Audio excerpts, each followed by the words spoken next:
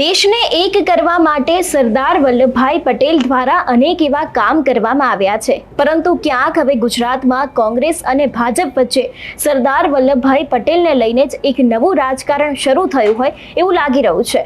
જ્યારે વડાપ્રધાન નરેન્દ્ર મોદી જે સમયે ગુજરાતના મુખ્યમંત્રી હતા તે સમયે સ્ટેચ્યુ ઓફ યુનિટી બનાવવામાં આવી હતી અને અનેક એવા સરદારના સ્મારક છે તે પણ બનાવવામાં આવ્યા હતા અને તે સમયે પણ ખૂબ ચર્ચામાં આવ્યા હતા। પરંતુ જો વાત કરવામાં આવે એવી જ એક બીજી જગ્યા વિશે તો એ છે અમદાવાદનું સરદાર સ્મારક। છેલ્લા ઘણા સમયથી સરદાર સ્મારકની ગ્રાન્ટ છે તેને બંધ કરી દેવામાં આવી છે અને આ જ ગ્રાન્ટ બંધ કરી દેતાની સાથે જ અનેક એવા કોંગ્રેસના નેતાઓ છે એ લોકો દ્વારા પણ ભારતીય જનતા પાર્ટી ઉપર અનેક એવા આક્ષેપો કરવામાં આવ્યા છે।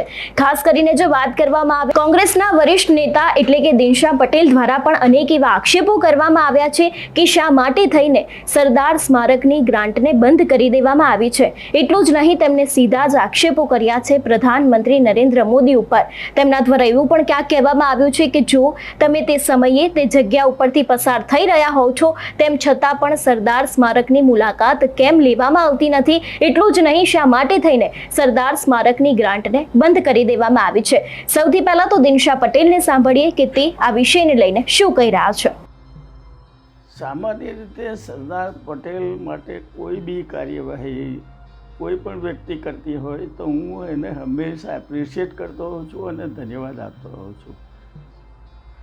પ્રેસના પ્રતિનિધિએ મારી પાસે પ્રશ્ન કર્યો કે સરદાર statue unity of Sardar statue બન્યું એમાં આપને શું કહેવું છે? મેં કહ્યું હું ધન્યવાદ આપું છું કે સરદાર સાહેબનું આવું સ્ટેચ્યુ બન્યું, પણ સાથે સાથે મેં એ પણ એમને કહ્યું કે તમે ચાઇના પાસના એન્જિનિયરો પાસે કેમ બનાવડાયું? તમે બનાવ્યું તો હકીકતમાં આપણા ગુજરાતના એન્જિનિયરોએ અને 3000 રૂપિયા જેવી 3000 કરોડ રૂપિયા જેવો ખર્ચ તમે કર્યો, તો એની સામે સરદાર સાહેબનું મેમોરિયલ શાહીબાગ અમદાવાદની અંદર આ સ્ટેચ્યુ ઓફ યુનિટી બને એના કરતાં કેટલાય વર્ષો પહેલાં બનેલું છે અને એના ઉદ્ઘાટનમાં પણ તેઓ પધારેલા છે। ત્યારે હું એટલું જ પૂછું કે તમે જ્યારથી પ્રાઇમ મિનિસ્ટર બન્યા ત્યાર પછી કોઈ બી વાર એ મેમોરિયલમાં પધાર્યા છો ખરા? કોઈ વખત પધાર્યા નથી। એ મેમોરિયલને જે કોઈ સહાયતા મળતી હતી ગ્રાન્ટના રૂપમાં એ આપ આવ્યા પછી આપે તાત્કાલિક બંધ કરી દીધી અને અગાઉની સરકારે મંજૂર કરેલી રકમ તમે એમને આપી છે ખરી? એ માટેના પત્રો મેં લખ્યા છતાં તમે એનો જવાબ આપ્યો છે ખરો?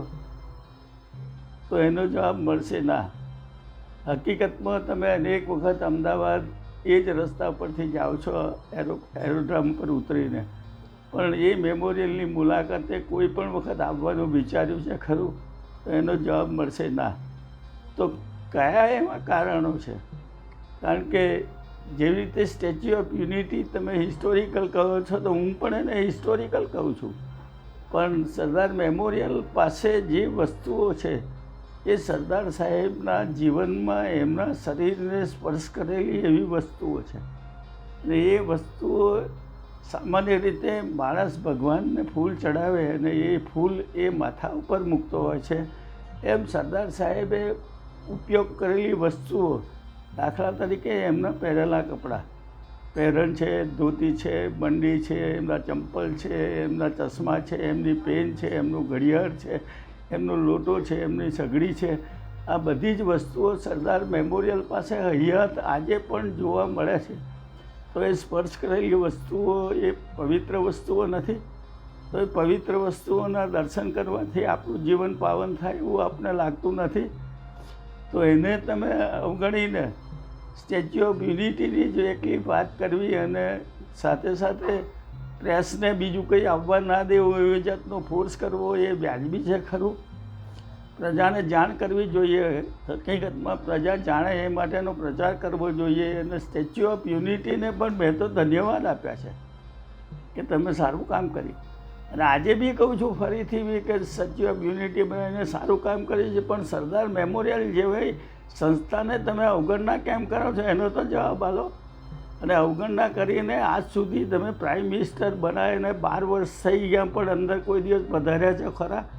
તમે તો પધાર્યા નથી, પણ તમારી કોઈ વ્યક્તિઓ બી પધારી છે ખરી, તો જવાબ નામાં મળશે. તો એની પાછળનું કારણ શું? સર, આપણે વાત કરી છે કે મારે અને નરેન્દ્ર મોદીને એક પારિવારિક એટલે સંબંધ એક સારા છે. એ પણ તમે સર મીડિયાને કહ્યું છે કે એક જો આપણે રાજકારણથી અલગ ગણીને કરીએ તો એમની જોડે સંબંધ વર્ષોથી સારા. મેં તો પહેલેથી જ કહ્યું કે સરદાર સાહેબ માટે કોઈ બી વ્યક્તિ કંઈ બી કામ કરતી હોય તો એ કામને એપ્રિશિએટ કરવું જ જોઈએ. કારણ કે એટલે જે પ્રમાણે અત્યારે હાલ ગુજરાતનું રાજકારણ ગરમાયું છે ને ખાસ કરીને જો વાત કરવામાં આવે કે હવે સરદાર વલ્લભભાઈ પટેલ ઉપર પણ નવી રાજનીતિ રમાઈ શકે છે તેવા પણ ક્યાંક ને ક્યાંક એંધાણ દેખાઈ રહ્યા છે. કારણ કે ભારતીય જનતા પાર્ટી ઉપર અનેક વખત એવા આક્ષેપો કરવામાં આવ્યા છે કે સરદાર વલ્લભભાઈ પટેલને હાઇજેક કરવામાં આવ્યા છે, પરંતુ ક્યાંક હવે ભારતીય જનતા પાર્ટી પણ એક્શન મોડમાં આવી ગઈ છે અને તેમના દ્વારા પણ વિપક્ષ એટલે કે કોંગ્રેસ ઉપર એવા પ્રહાર કરવામાં આવ્યા છે કે બોલતા પહેલા હવે એ લોકોને પણ વિચારવું જોઈએ. એટલે કે ક્યાંક હવે જે આઝાદી સમયે નામ ચર્ચામાં આવ્યું હતું, જેને દેશને એક થવા માટેનું કામ કર્યું હતું, એવા જ સરદાર વલ્લભભાઈ પટેલને લઈને ક્યાંક હવે નવી રાજનીતિ શરૂ થતી હોય એવું લાગી રહ્યું છે. તમારું શું માનવું છે આ વિષયને લઈને અમને કમેન્ટ કરીને ચોક્કસથી જણાવજો. તેની સાથે જ અમારી ચેનલ નિર્ભય ન્યૂઝને લાઇક, શેર અને સબસ્ક્રાઇબ કરવાનું ભૂલશો નહીં. નમસ્કાર.